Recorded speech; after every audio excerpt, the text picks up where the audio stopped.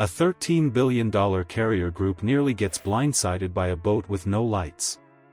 At 6:42 p.m., a single blip at bearing 158 sprints at 55 knots straight toward restricted water.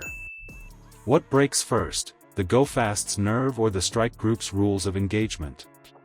Stay with me as we track the radar call, the Warship 273 designation, and the 3-minute pivot that turned calm seas into a live intercept. You'll see how the USS Mason moves from routine watch to layered response, and why doctrine, not guesswork, decides who goes home. Before we move on, I'd like to ask you a small favor. If you appreciate this content, please take a second to like this video and subscribe to the channel. Over 98% of you watch the videos without subscribing. It costs you nothing, but it makes a huge difference to us. So, did you click the subscribe button? Great! Thank you so much. Now, back to the vid.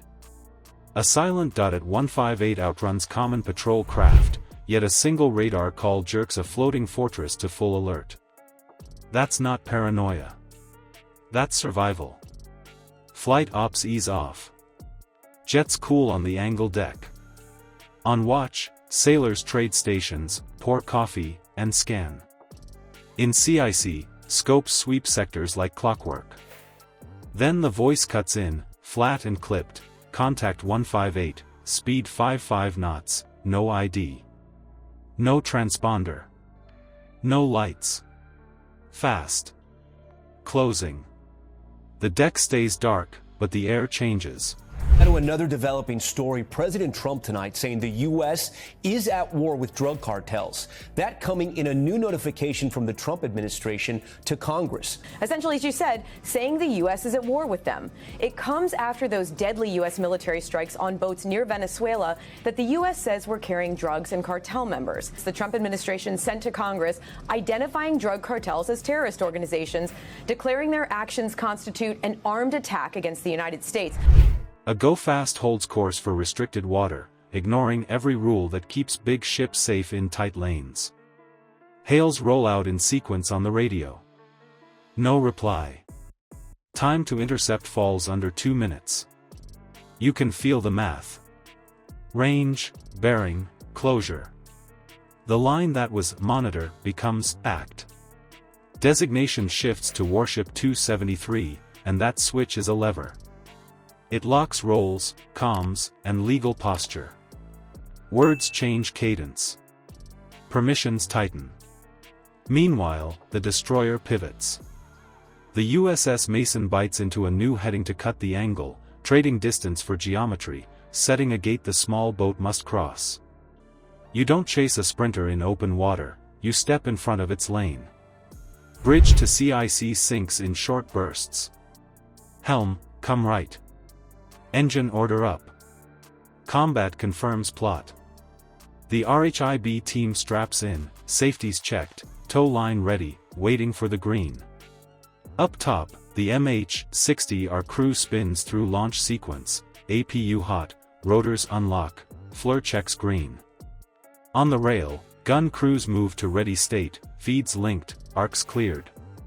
Different stations, 1 clock. Dusk complicates the board. Sea state humps and troughs hide small hulls, and a surface duct can bend radar like a funhouse mirror. Ranges spoof, echoes smear. But heat doesn't lie. Infrared pulls blooms from the gray. A tiny engine throws a bright bead. A body throws another. President Trump acted legally to, quote, protect our country from those trying to bring deadly poisons to our shores. Meanwhile, Venezuelan leader Nicolas Maduro has ordered militias to get ready. Tonight, a White House spokesperson tells us, though key Democratic Senator Jack Reed saying there's no credible legal justification for the U.S. actions.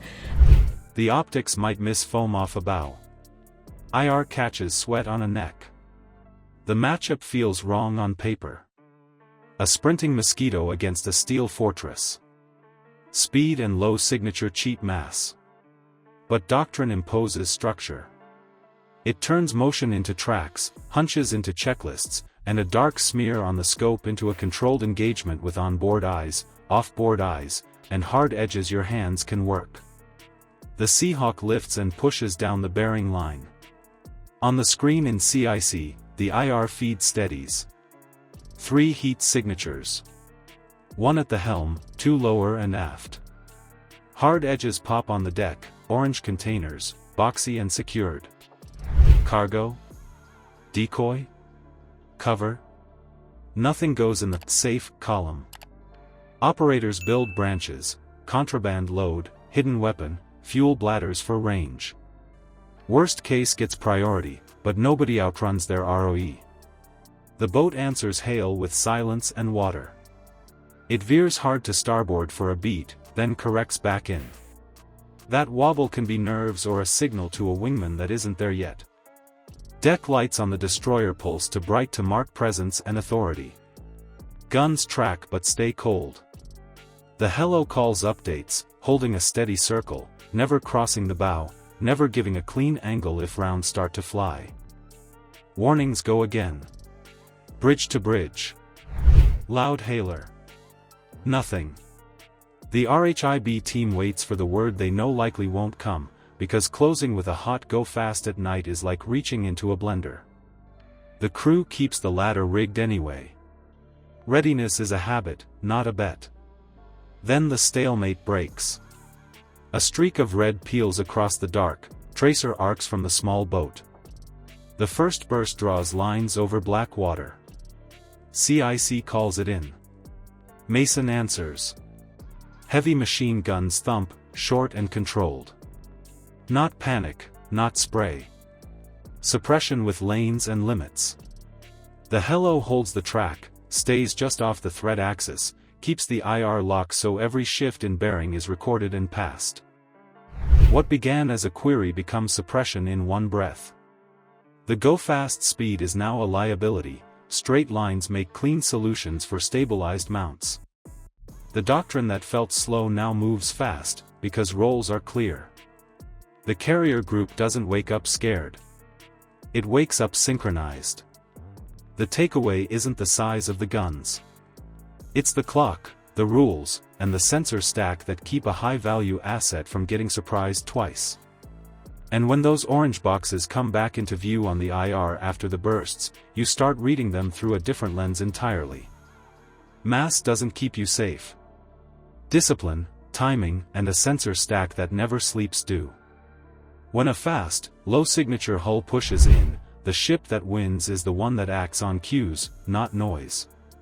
You saw how rolls, clocks, and off-board eyes close gaps that speed can't solve. What would you do at 6:42 p.m., hold fire, close intercept, or launch early?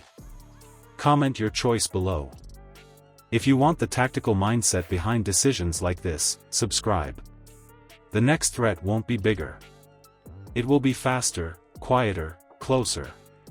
Think steel versus needle. One shrugs hits. The other slips past shields and aims for the seam.